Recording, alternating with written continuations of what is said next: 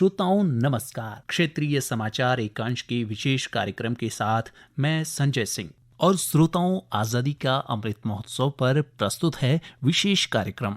लेकिन पहले ये संदेश। देश ने कोविड टीकाकरण अभियान के अंतर्गत 100 करोड़ से अधिक टीके लगाने का लक्ष्य हासिल कर इतिहास रच दिया है। इस महत्वपूर्ण कार्य में योगदान करने वाले चिकित्सकों, नर्सों और अन्य स्वास्थ्य कर्मियों का आकाशवाणी अभिनंदन करता है।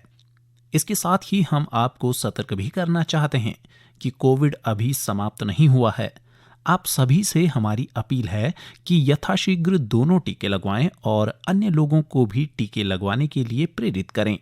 त्योहारों के इस समय कृपया इन 3 आसान उपायों का पालन अवश्य करें। मास्क पहनें, 2 गज की सुरक्षित दूरी बनाए रखें, हाथ और चेहरा साफ रखें।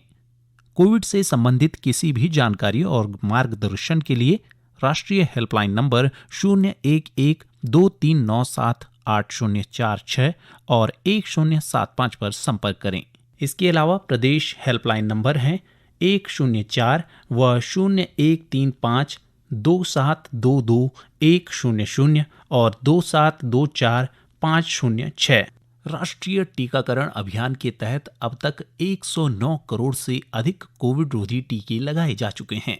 और श्रोताओं, अब आजादी का अमृत महोत्सव के अंतर्गत प्रस्तुत है आजादी का सफर आकाशवाणी समाचार के साथ। आकाशवाणी समाचार आपके लिए प्रतिदिन संघर्ष की झलक पेश कर रहा है।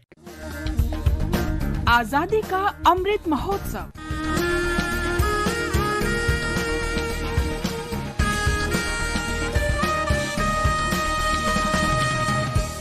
आजादी का सफर आकाशवाणी के साथ। भारत का गौरवशाली स्वतंत्रता संग्राम आधुनिक विश्व के अब तक के सबसे बड़े संघर्षों में से एक है। आकाशवाणी समाचार आपके लिए प्रतिदिन इस संग्राम की एक झलक लेकर आता है। 10 नवंबर 1698 को कलकत्ता को ईस्ट इंडिया कंपनी को बेच दिया गया था। ईस्ट इंडिया कंपनी 1633 की शुरुआत में बंगाल में व्यापार शुरू करने के बाद इस क्षेत्र में व्यापार के और अधिक अधिकार प्राप्त करना चाहती थी।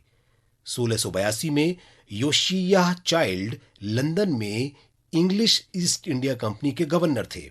वे बॉम्बे के भी गवर्नर थे। उन्होंने एक शाही फरमान प्राप्त करने के लिए विलियम हेजेस को बंगाल भेजा। अंग्रेजों के अहंकार के कारण बादशाह औरंगजेब ने वार्ता खत्म कर दी। उसके बाद योशियाह चाइल्ड ने औरंगजेब के खिलाफ युद्ध छेड़ने का ऐलान किया। 1685 में अंग्रेजों ने चटगांव पर कब्जा करने के लिए 12 युद्धपोत भेजे, लेकिन भाग्य ने एक दिलचस्प मोड़ लिया। अपनी यात्रा के दौरान तेज हवाओं के कारण ये जहाज मार्ग भटक गए और कुछ जहाज चटगांव के बजाय हुगली में प्रवेश कर गए। इस दुर्जय अभियान ने मुगलों को चिंतित कर दिया। मुगल सेना ने वार्ता की पेशकश की, लेकिन बदले में अंग्रेजों ने अपने बेड़े को मजबूत किया और बालेश्वर पर बमबारी शुरू कर दी। उसके बाद बादशाह औरंगजेब ने ब्रिटिश संपत्ति के पूर्ण विनाश के आदेश जारी किए। 1689 में 1 साल के प्रतिरोध के बाद अंग्रेजों ने आत्मसमर्पण कर दिया। उन्होंने अपमान का घूंट पीकर माफी मांगने के लिए औरंगजेब के खेमे में दूत भेजे। इसके परिणाम स्वरूप कंपनी ने अपने कारखाने को हुगली नदी से लगभग 20 मील नीचे सुतानाती स्थानांतरित कर दिया। धीरे धीरे ये उपनिवेश कालिकाता और गोविंदपुर तक फैल गया। कालिकाता बंगाल में ईस्ट इंडिया कंपनी का मुख्यालय बन गया। अंग्रेजों ने कालिकाता का नाम बदलकर कलकत्ता कर दिया। 10 नवंबर 1698 को कंपनी ने 3 शहरों सुतानाती, गोविंदपुर और कालिकाता को खरीद लिया। शहर की किलेबंदी 1706 में पूरी हुई थी। फोर्ट विलियम के नाम से जाना जाने वाला ये उपनिवेश तेजी से बढ़ा और 1707 में इसे प्रेसिडेंसी का दर्जा दिया गया।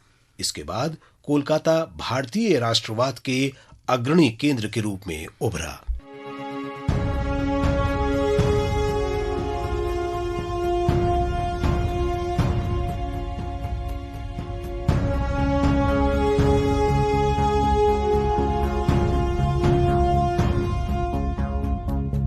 आज सुरेंद्रनाथ बनर्जी की जयंती भी है। 10 नवंबर 1848 को कलकत्ता में जन्मे सुरेंद्रनाथ बनर्जी 19वीं सदी के अंत और 20वीं सदी की शुरुआत में भारतीय राष्ट्रवाद के प्रमुख प्रेरकों में से एक थे। वे उदारवादी तरीकों में विश्वास रखते थे और संवैधानिक उद्देश्यों को प्राप्त करने के लिए पूरी तरह प्रतिबद्ध थे। सुरेंद्रनाथ बनर्जी भारत में अपनी प्रारंभिक शिक्षा पूरी करने के बाद लंदन चले गए। 1869 में वे भारतीय सिविल सेवा प्रतियोगी परीक्षा में सफल होने वाले दूसरे भारतीय बने।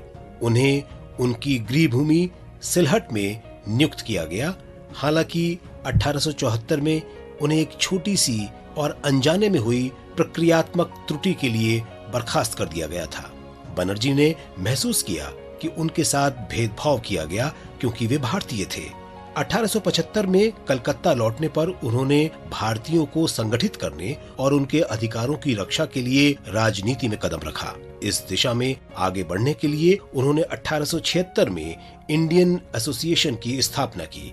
इसने भारत में राजनीतिक एकता की नव जागृत भावना की अधिक व्यावहारिक प्रस्तुति के लिए मंच तैयार किया था। इंडियन एसोसिएशन का पहला सत्र दिसंबर 1883 में कलकत्ता में आयोजित किया गया था। इस सत्र में भारत के विभिन्न हिस्सों से 100 से अधिक प्रतिनिधियों ने हिस्सा लिया था। बनर्जी 37 वर्ष तक अध्यापन में सक्रिय थे और इसे अपना मुख्य व्यवसाय मानते थे। हालांकि वे राजनीतिक गतिविधियों में भी भाग लेते रहे। सुरेंद्रनाथ बनर्जी ने अब विद्यासागर कॉलेज के रूप में जाने जाने वाले तत्कालीन मेट्रोपॉलिटन इंस्टीट्यूशन में अंग्रेजी साहित्य पढ़ाया। बाद में उन्होंने रिपन कॉलेज में सेवाएं दी, जिसका नाम अब सुरेंद्रनाथ कॉलेज है। 1878 में वे अंग्रेजी भाषा के एक समाचार पत्र बंगाली के मालिक बने। उन्होंने इसके माध्यम से लगभग आधी सदी तक उदारवादी विचारों का समर्थन किया। सुरेंद्रनाथ बनर्जी ने 1885 में भारतीय राष्ट्रीय कांग्रेस की स्थापना के समय से ही इसमें बड़ी भूमिका निभाई। वे 1895 और 1902 में भारतीय राष्ट्रीय कांग्रेस के अध्यक्ष थे। सुरेंद्रनाथ बनर्जी राजनीतिक आंदोलनों, बैठकों, याचिकाओं और विधायी कार्यवाही के उदारवादी तरीकों में विश्वास रखते थे। अंग्रेजी भाषा के उनके ज्ञान और एक वक्ता तथा वादी के रूप में उनके कौशल ने उन्हें एक उत्कृष्ट सार्वजनिक वक्ता बना दिया। 1905 में बंगाल के विभाजन के विरोध में वे अपने राजनीतिक जीवन के शिखर पर पहुँचे। इन वर्षों के दौरान उन्हें अक्सर बंगाल का बेताज बादशाह कहा जाता था। 1921 में सुरेंद्रनाथ बंगाल की विधान परिषद के लिए चुने गए। इसी वर्ष उन्हें नाइट की उपाधि दी गई। उन्होंने 1921 से 1924 तक स्थानीय स्वशासन मंत्री के रूप में पदभार संभाला। 1923 के चुनावों में उन्हें हार का सामना करना पड़ा। सुरेंद्रनाथ बनर्जी ने 6 अगस्त 1925 को बैरकपुर में अंतिम सांस ली।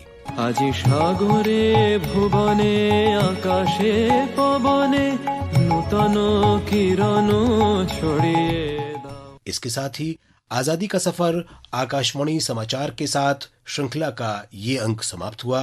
मिलते हैं कल अगली कड़ी में।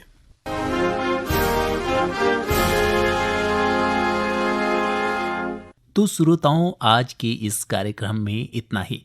युवाओं से आग्रह है कि टीका जरूर लगवाएं और अन्य लोगों को भी इसके लिए प्रोत्साहित करें। जब तक आवश्यक न हो, घर से बाहर न निकलें और सुरक्षा के 3 आसान उपायों का पालन करें। स्वस्थ रहें, सुरक्षित रहें। मुझे दीजिए इजाजत। नमस्कार।